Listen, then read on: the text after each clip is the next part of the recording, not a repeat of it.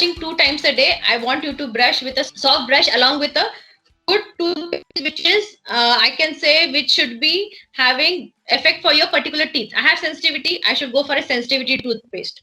If I'm a small kid, I should go for a toothpaste which is of my particular age. If I'm 0 to 2, I should be fluoride free toothpaste. Okay. If I'm only 2 to 4 years or 2 to 6 years, I should have fluoride toothpaste for the kids. If I'm beyond that of my age, it should be any regular toothpaste you want to. But sensitivity paste and regular toothpaste is completely different. So please take the toothpaste of your choice according to your teeth. Okay. Second is regular massage. Okay. What we need to do after brushing, you need to rinse your mouth, and with your fingers, you need to massage the gums. The pink portion above your teeth is the gums, the teeth and the gum line. You need to massage because of the two reasons.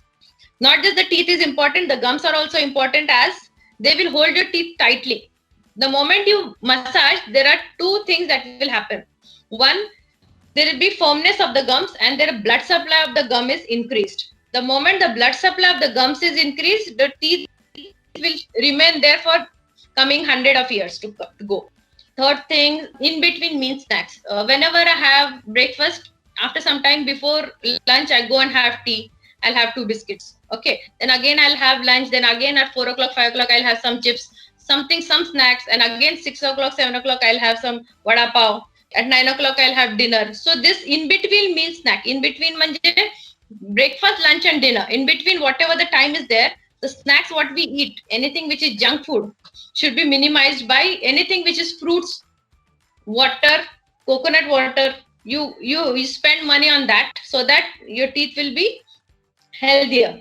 Okay, after professional guidance is that if you want to get the cleaning done of the plaque and tartar which cannot be removed by yourself, it can be done by professional dentist.